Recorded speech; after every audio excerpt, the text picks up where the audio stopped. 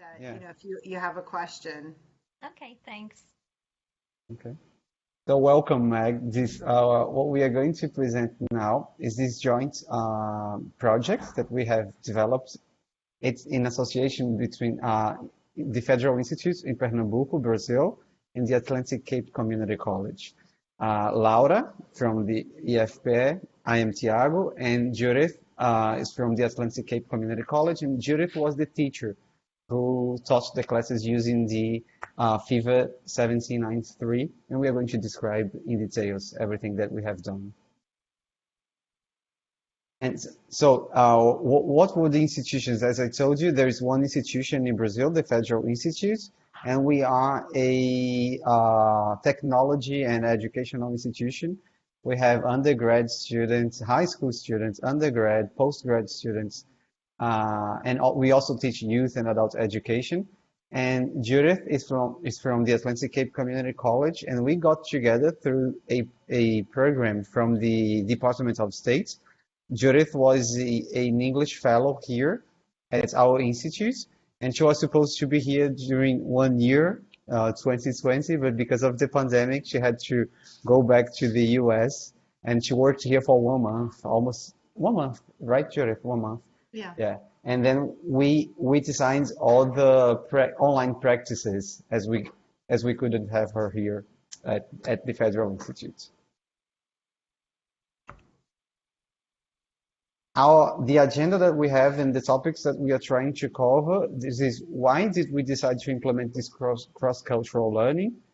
And then Judith is going to explain the methodology, talk a little about the book that was used, the course activities that were designed and how students engaged and what they did and present some of their work. And Laura will cover the outcomes and the sustainability of the project in our community. So who were our students? We had a cohort of 20 students, 10 students from the FPA and 10 students from the Atlantic Cape Community College. The students from the FPA, they were students or staff. Most were students, and we had like 1 or 2 people from the administration participating. Everyone is Brazilian, and the students from Atlantic Cape, they were ESL students from many different countries, Asian countries, Latin American countries.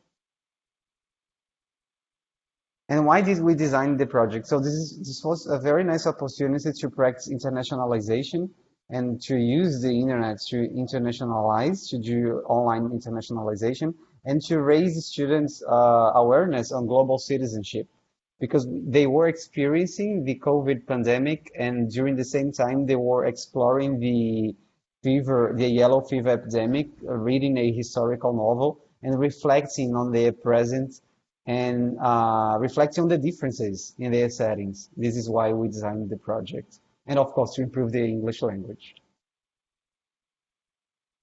And well, the way we made it happen was the icons that show the platforms that we were using.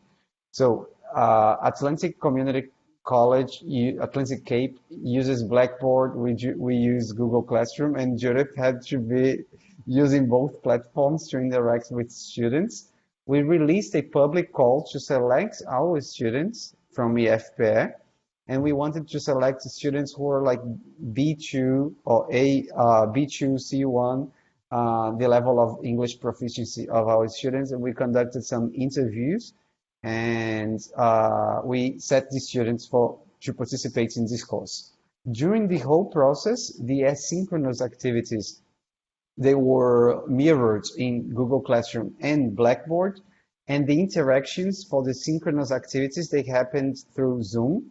And we also had the WhatsApp group with the students to monitor them and offer to guide them, to mentor the experience and to solve problems as soon as we would experience them. Like we had only one student that couldn't take the course, and then we were able to substitute the student really fast. And Laura was in the WhatsApp group with the students, with the Brazilian students, interacting with them and talking to them and getting feedback from them. And I think, Judith, we're just going to address the methodology. I'll just leave this space for Judith. Thank you, Tiago. So the methodology that I used for delivering this course was task-based language teaching. So this is a communicative approach. So the idea was to get the students to engage with each other, to talk with each other, and to use the class time for building up critical thinking skills, using the authentic text or realia. And I'll go through the different types of realia that we used, and to build their confidence in English and to be engaged with each other. So there was a lot of mixing within the groups each class time. So the students, we did meet, we met twice a week, and the students came for 3 hours a week. So it was about an hour and a half that the Brazilian students joined for this portion of the class. So the students in the U.S., they were 12 hours a week. So this was kind of like a nice break for them to have something different when the Brazilian students joined the Zoom class. So the text that we used is called Fever 1793, and this is not an ESL text. It's, Laurie House Anderson wrote this for, in English for English readers.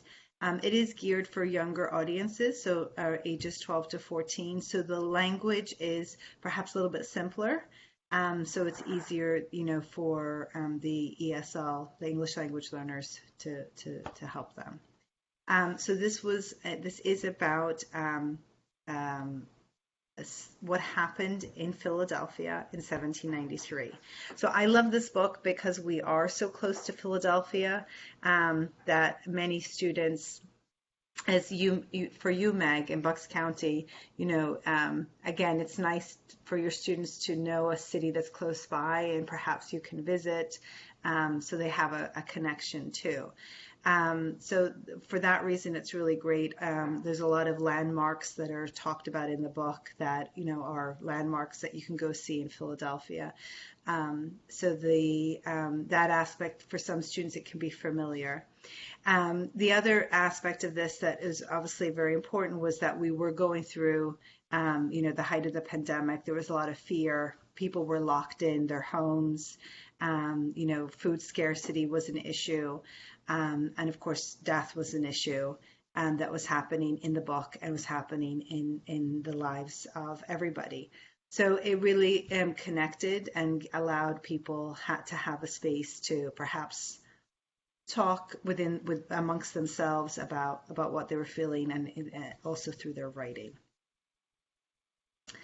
So I'm just going to go through some of the course activities that we did. So one of the activities I like to do when I'm doing any type of reading is for students to identify quotes that are especially important to understanding the text or to understanding the characters and how the characters think or feel.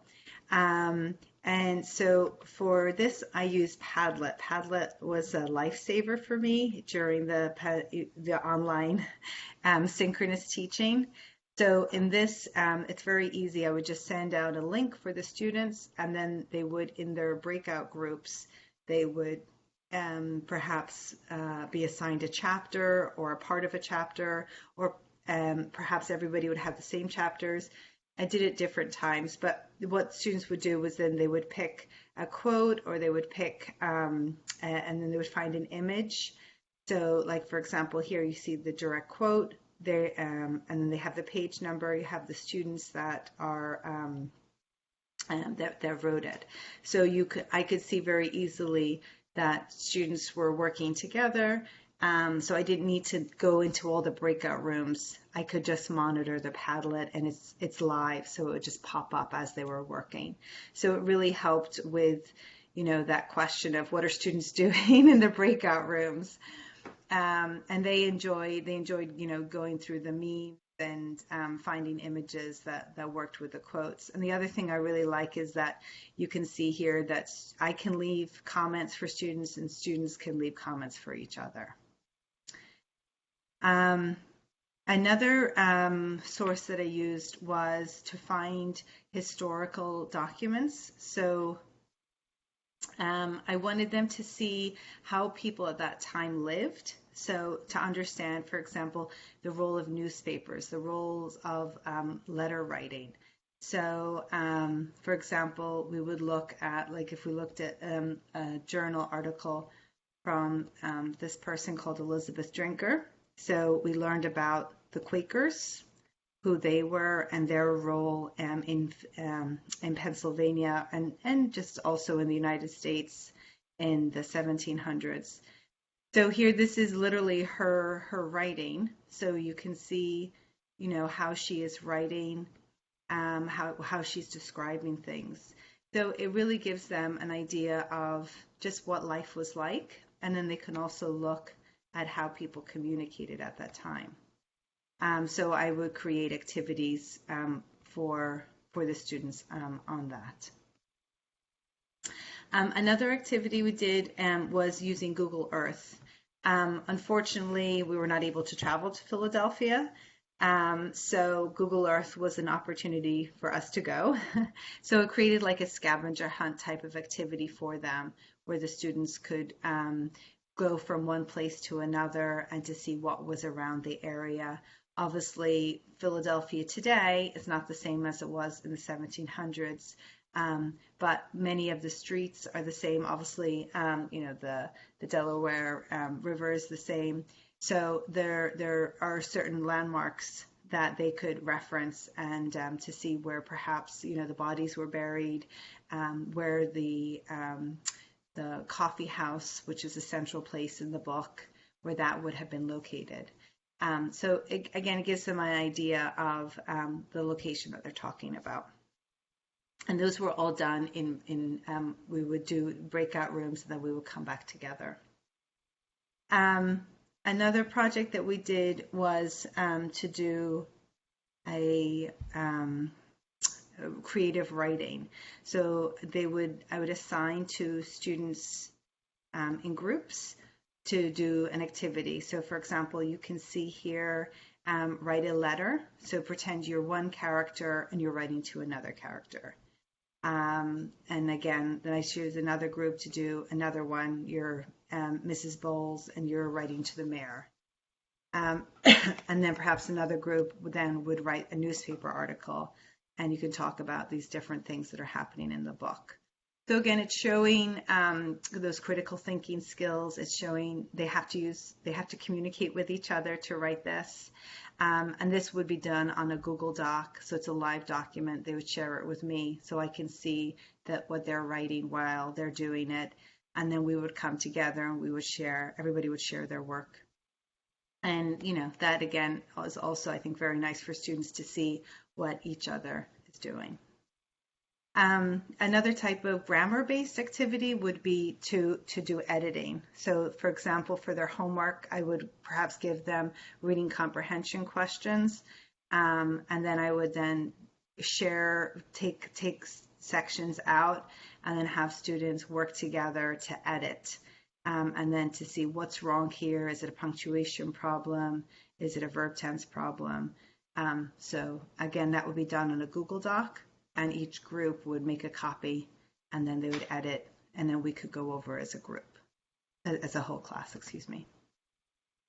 And then the final project that we did was a research-based oral presentation. So the students were able to choose topics that interested them, and then the students would do like a mini research project. They would break the work into different parts, and then they were all responsible for speaking, recording themselves. Some students decided they were given an option. They could record it or they could do it live, whatever they felt more comfortable with.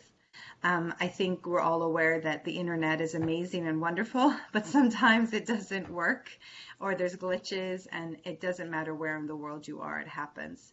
So some students chose, because of that, they chose to record so that they knew they would be able to deliver their presentation. We watched all of the videos, or the students that did it live, they did it during one of the last class periods or the last class period.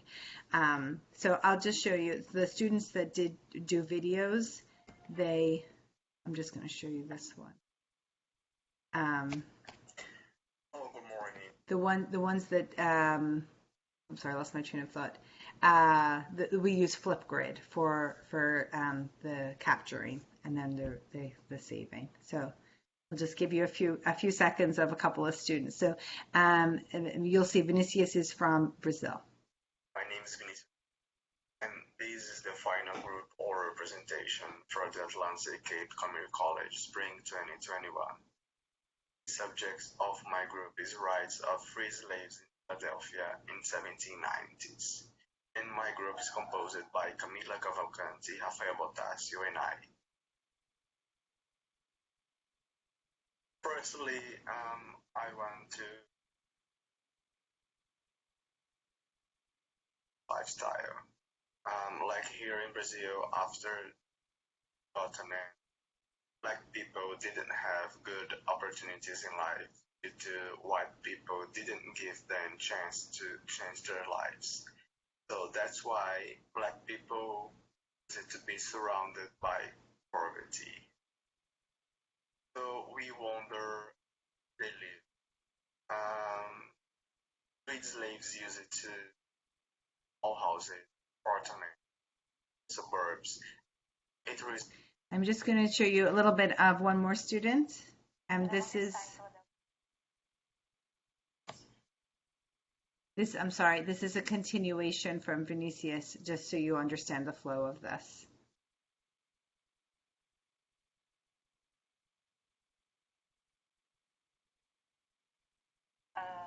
Passed this act.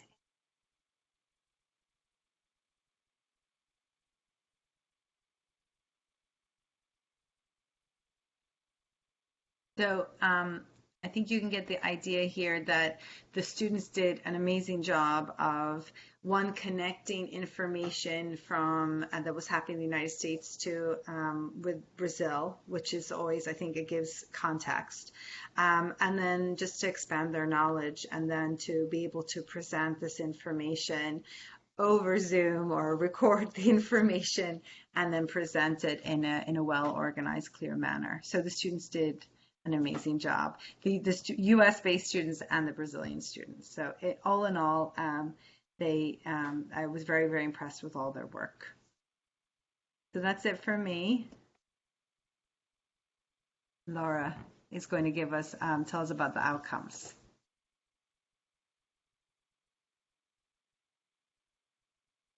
Turn on my audio. There we go. Yeah.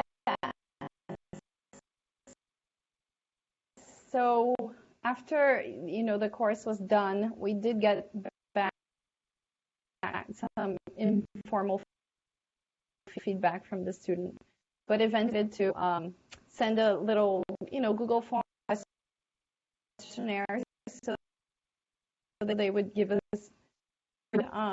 I'll show you a series of little graph charts that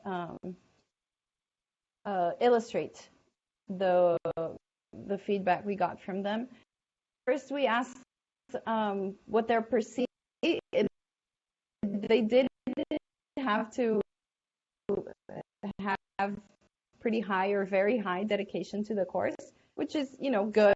It was that they were engaged in the activities and the classes. I think most of them participated in like 9 Zoom sessions. I recall many of them missing classes, even with all the that was Laura, a positive feedback.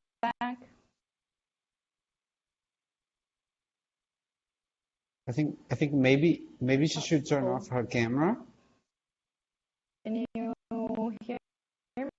me? No. No. Not yet. No, we can, but can you turn off your camera and maybe it's going to be better. Yeah. Am I back? Yes. Okay. So Meg, any questions about this particular result? No? Okay. Good. We also asked them about their perceived level of learning before and after the course.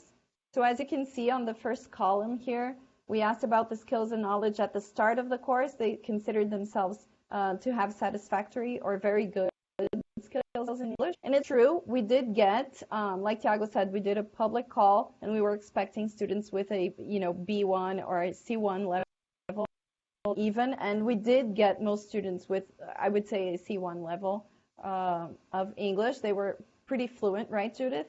And it was interesting because at that point we identified this demand in our institution here in Brazil for higher level English classes, like something we didn't have being offered systematically within the Federal Institute.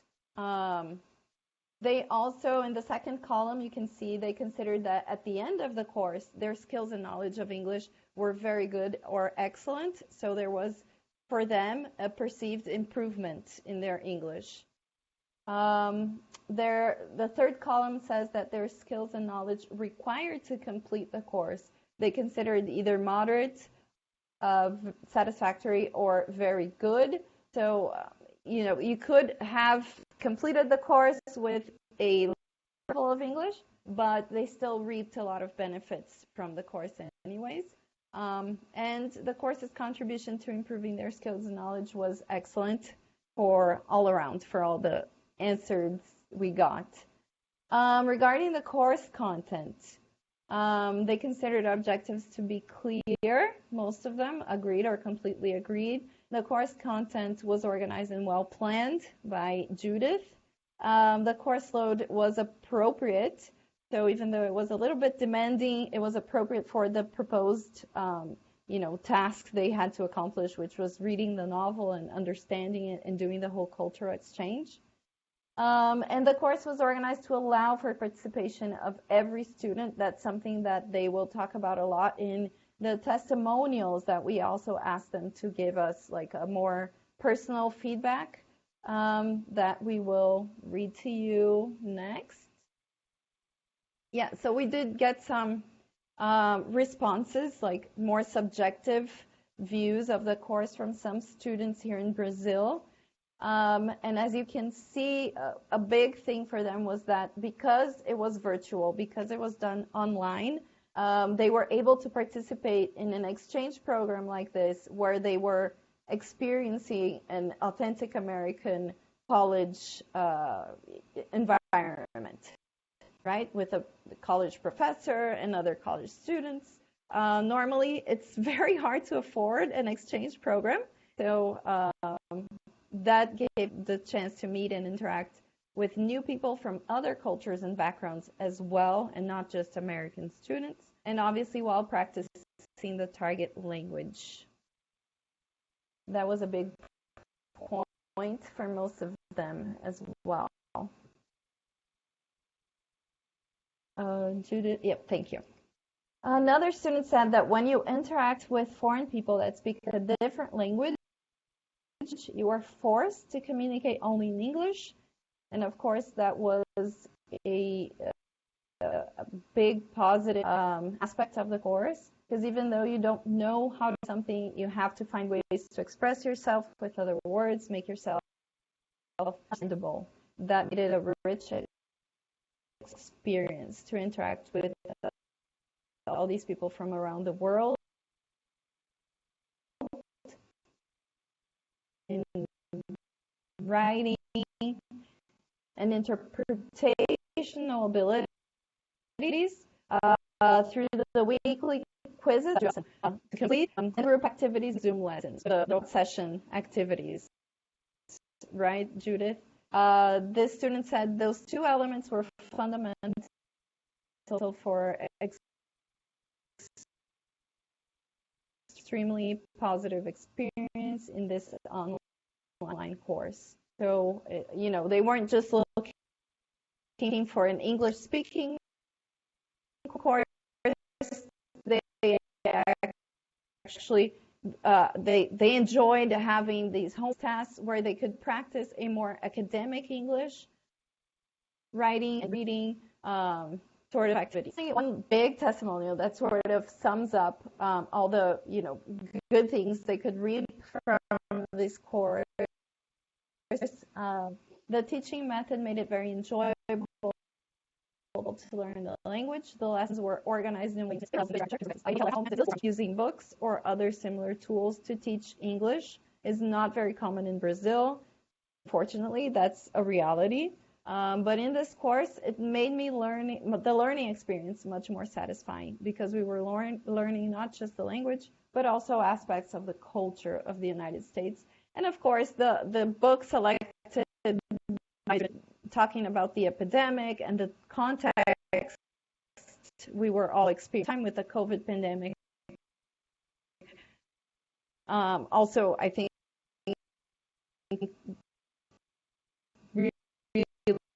really brought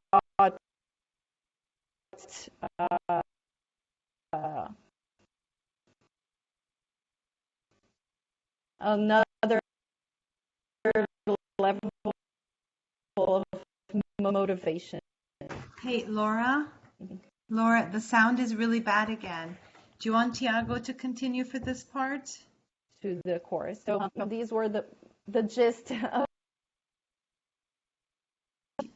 Tiago, do you want to maybe take over? Yeah. I'm sorry, Mag. Yes. Yeah. The internet, we love it. So one of the results, Meg, of the course was that, as Laura mentioned, one of the problems that we have, like our institution has 24,000 students, and we do offer ESL, but most of our ESL courses, they are for beginner students or pre-intermediate, intermediate, and we don't get to advanced or post-intermediate because we have so many students to work with. And so there is this lack for students who are advanced C1 or like B2, there is a lack of opportunities for them. And we were already aware of it, but as a result, Professor Tassiana Menezes, she's a professor here at the FPE, she observed some of Judith's classes and she was taking the course with these students, and then she decided to create this English speaking club. And she invited other people, other guests, native guests, to be interacting with students. And it lasted for like 1 year. And now we are offering an advanced English course and all the similar practices. Yeah.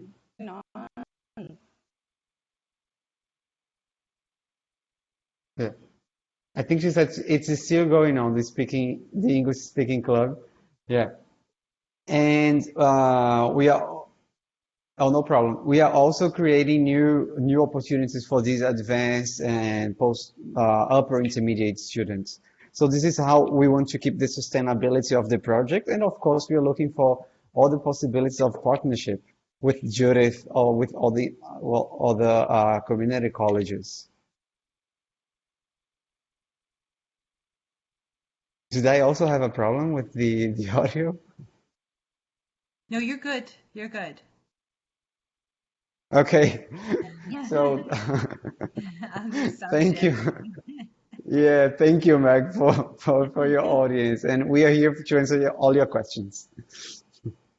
I can't remember, is there a time difference between Brazil and New Jersey? Depends what time of the year. Generally, it's 1 hour, but when we change our clocks, I think both like in the fall, it then becomes 2 hours because Brazil does not do that. So, but so the time issue was never really like It wasn't crazy. too bad. It's not like if we were to do like in Asia or something. Mm-hmm. Yeah. Yeah. I ask because during the pandemic, I was teaching international students who sort of scattered and went back home all over the globe. And one of my schools, I'm at Bucks, but I was also teaching in a private school at the time. And they were like, you just do these synchronous classes. And it's like, well, I have students in Asia and it's a 12-hour difference. And I have people in Turkey who are waking up at like 3 a.m. to try to log into class. And it was all sorts of things. So we ended up kind of scrapping that idea and doing this hybrid kind of thing with like different Zoom check-ins and stuff and asynchronous work and all that. But I just wondered if that was an issue at all or caused any kind of confusion. No, it really Yeah. it was very good because the class was already set up. Like, my class from Atlantic Cape was already set up on a schedule, synchronous. So we were meeting um, during our specific times. So then I just worked with Tiago and Laura to say, okay, what would be best for within this? We had this block of time. What works for you guys? So, and that was also part of the condition for this for the public call that the students have to be available, in between this hour and this hour. So Hmm. the students knew if it worked for their schedule or not. Yeah, that's So cool. that's And obviously important. Judith, what time was the class for the Brazilian students? Wasn't I it at think noon? I I think it think was so. It was noon. something like that. It was something, Yeah, yeah. and yeah, we also set up it strategically because then we could work with students from the morning shifts or the afternoon shifts because it's like lunchtime in Brazil, Hmm. which is sacred. So they would be free. They could skip lunch and be part of the class. Yeah. Yeah, yeah. Makes sense. Yeah. Oh, Yeah. what a cool project. Yeah. It Really was nice. it was it was a lot of it was great teamwork, because Tiago and Laura, they really got the students from their side. My college approved the project. We have at Atlantic Cape, I don't know if Bucks has this, but we have these opportunities for creative content proposals. So I was able to, use that as permission to do something like this. Because usually, I don't know if they would approve it, but that's what that opened the door. And then Tiago, I had just come back from Brazil and very sad, and I said, "What about if we do this?" So he was like, "Yeah, let's do this." And so we talked about it, and that's kind of how it. So obviously connections are unique connections, and then opportunities. So we were, Absolutely. on both ends we were fortunate. And Tiago is an administrator within his institution, so he also had some leverage. That's great. Well, you took a really bad situation and turned it into a really cool project. So I'm glad Yeah. that I got to hear about it. And what a perfect choice of a book, too. Yeah, yeah. If you haven't read that book, I would I recommend it. have. You Yeah. have. Oh, Like good. a Oh, so you knew time it. ago, but yeah. Yeah, yeah. It's a good one. It's a good one. So it's not too juvenile, you know. Right. Yeah, So and it's there's a adult content as far as, it's an epidemic and everyone's dying and all that kind of stuff, but it's written at a level that it's easier to read. yes, Yeah. That's a exactly, good exactly. choice. Yeah. For these And students, it was really meaningful, and like they were just building those bridges between the United States in the 70s and 17 and Brazil and slavery in the United States and slavery in Brazil, and it was like amazing. That's so cool. Yeah. Yeah. yeah, there's Well, so thank many. you for sharing this. You're welcome. I was just gonna say there's so many similarities between U.S. and Brazilian history. Interesting. It's really quite interesting. But the America, as you know, Mag, the students here, the immigrant students that are learning English, they are from all over the world. So some of them have really no idea about slavery in the Yeah. United States, about health, like, like they Yeah. don't think about it. What was it like living in the US in the 1700s and the history that, Philadelphia was the capital at this Right. time, so all of these things, it's for the Brazilians, it was new for them, but it was also new for the students, the ESL students as well. So they were really learning together. So, yeah. Are you interested in doing any sort of cross-cultural program That like would be this? really cool. I haven't thought about how to pull that off, but Yeah, I'm going to yeah. talk to the ESL head at Bucks too, because I might connect her with you. Okay. Um, Did you get my email? can I see that slide again? Yeah, of The course. email.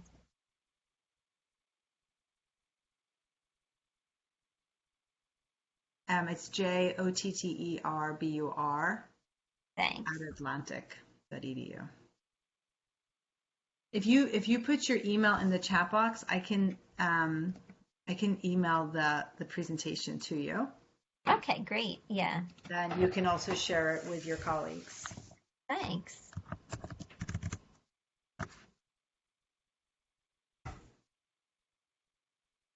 And Laura is still trying to get back in.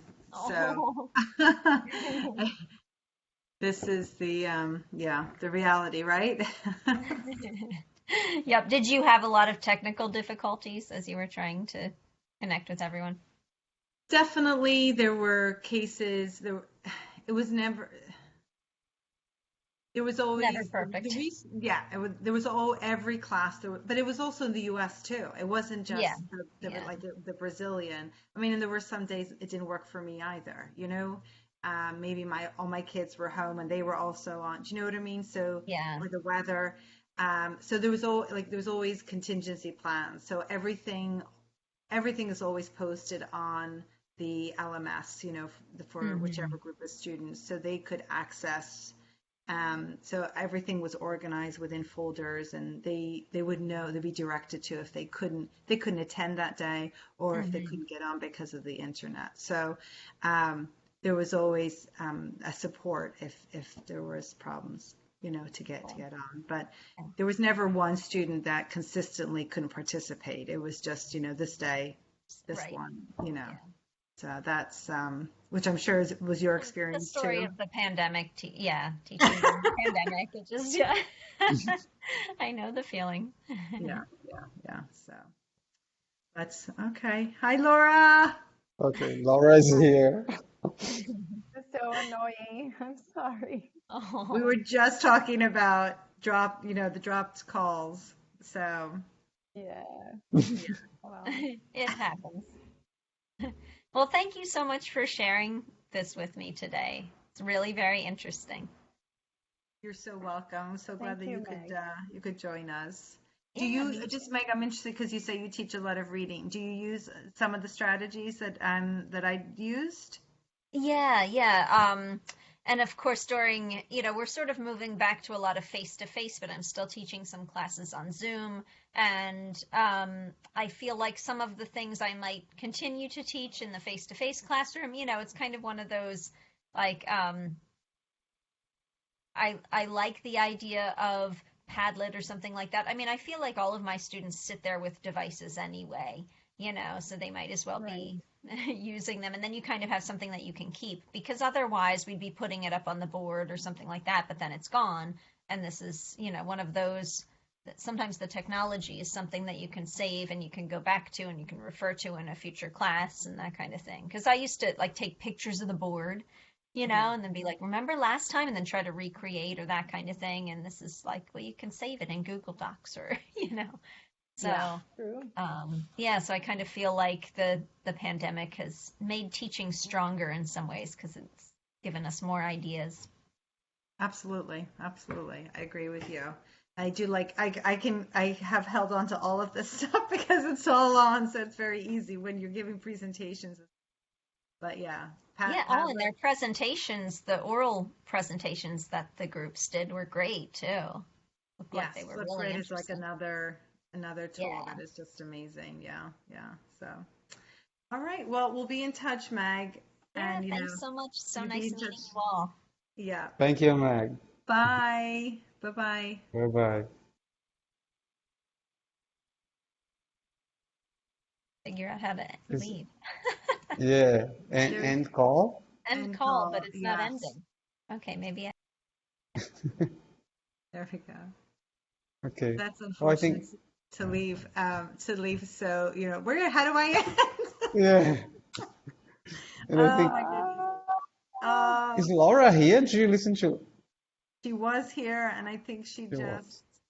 it Yeah, says, and I don't know if this user is her. No. I don't know if that's working.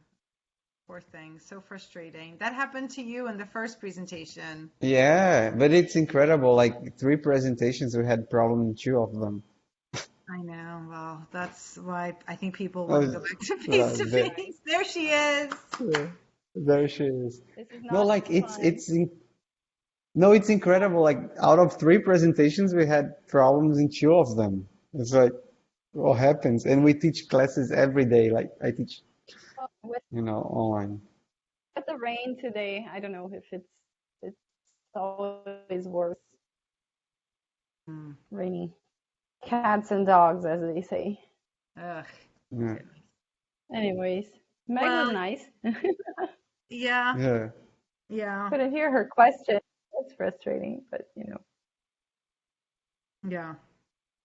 Well, I think we had a great experience with this project. I'm so glad that we did it. And Yeah. And I hope we'll do better things in the near future. I hope, yes, I do. I do. I just hope we do continue, bigger, keep up the bigger. traditions. Yes. So, Yeah. all right. Keep trying, Judith. You keep trying on your end. We'll Yeah. keep trying on our end. And we'll keep Maybe trying here. I'm just, well, every week I'm looking for funds from all kinds of projects. So of course, if I see something that applies to what we do, I'll be in touch. yeah, yeah. I think I just because of the whole pandemic really just I feel like opened Pandora's box for cross-cultural exchanges. It's so cheap, than Yeah. sending a student to another country. You have so many students, so Said it's something about her funds. Is that right? oh, that was Her. the HERF money was the higher education. Oh. That was I think state money that we got. Like the money, the grants are always very, very constrained. You can only use it for this reason, for this dates, for these people. But that was the money that we were able to offer free classes this summer and then also in the fall. And for the computers, I imagine. Yeah, the computers was a different pot of money. Oh, I don't know if that was I don't know what that one was for. Um, but yeah, that's still continuing, and that may be also I don't know like the OER, Tiago. I remember when I was with you, all the problems with textbooks. yeah. Not getting textbooks, not having textbooks. I mean that No, would because be that. because we don't, but it's not like a problem here because we can use textbooks and there is not like there will never be police or you will never have to pay fines because you're using textbooks in the classroom or because you're copying without respecting the copyright and Yeah, it won't happen Yeah, in that's Brazil. So it's something. like yeah, Textbook it's piracy. It's recording. I don't want to say it, but oh no, yeah, we we are are recording. recording. We are recording. Yeah, but it's like you can do it. You can take copies and yeah. But Mostly this is parts but of this is textbooks, what not entire textbooks. this is Yeah. the movement here in the United States is this to go to open educational resources, open access resources. So like everything we did in this course it wasn't open education, it was open access. So that is, the because the price of textbooks here is ridiculous. And students, have trouble paying for them. So this was the move. It was to save students money. But Yeah. there's a lot of resources and references, but I always think of all the, you're telling me the situation with books. So anyway, Yeah. but all No, right, guys. but this is like the for the ESL we have the federal network of the federal institutes has created some textbooks. Not they are not textbooks like they are whole courses for English, Spanish, and Portuguese for foreigners, and Hmm. it's free. The only problem is that they used a programming language that is not updated. So, and as we changed the government has to update the coding. Hmm. But we can use it as a PDF, for example. So we do have OER too, but it's like this is not, I think it's not a huge concern here in Brazil because we can, because of the things that we do, and we know that nothing is going to happen. Like we can There break are the no laws in grades. terms of corporate. Yeah. grave legal consequences if you use like a chapter from, Yeah. an ESL book that's Mm, online somehow. And then you just, Yeah. yeah. Okay. um, yeah, it's not something to be proud of, but it's just how it still happens Yeah. here in Brazil. And it's honestly something that it takes a while for us to realize even that it's, we're infringing rights, Yeah. copyright rights. Well, anyways. Mhm. Yeah. Yeah. Yeah. Okay. But yeah, Alrighty. Oh, Well, okay. guys, Yeah. I have the to go check in Yeah. on the soon. kids. Yes, Laura, good luck with your baby and coming back. Thank you. I Enjoy need the that. rest of maternity We're leave. going through some teething right now. It's awesome. No sleep at all. So, I'm sorry. This but too yeah, shall pass. That's all I'll say. this too shall pass. Exactly. That's every mother's motto in the world. Yeah. I'm dealing with super moody, obnoxious, Oh, non-communicative teenager. looking forward to that. So this too Yeah. shall pass. That's what my friends that have older children tell me. So Right, right. You will just replace your worries, but that's Exactly. it's shifting, right? One for something else. Mm. Exactly. And Yes. how are your babies, Tiago? Oh, they are adults now, elderly. Like yes, almost six Elderly years old. The already. dogs. So They fast. are Goes by almost too fast. six, and like yeah, Nestor, the Great Dane, Yes, he's like elderly for 6 years old, you know. But he's fine. He's fine. good. How are they Yeah. faring at your mom's house? I mean, do they have enough space? No, they have less space, but we walk twice a day. They have a very Okay, comfortable life. Yeah, I envy them. perfect. As I recall, they only eat like prime steak and, all that good stuff. They're treated very well. Yeah, well, they're spoiled. And they'll love the mansion on the hill for sure. Yeah. Okay. Oh my God. Well, I hope we see each other. Yeah. Yes. Right? Yes. That was the good thing about doing these presentations is that we got to meet regularly. That's true. That's So we Yeah. true. need another project to work on. We need more excuses to Yeah, we get do. together. Yeah. Yeah. But I'll find another project for All us. right. All right. Sounds Okay. good. I certainly will. Please invite me. Bye All bye, right. guys. Bye. Bye Bye. bye. Bye Care. bye.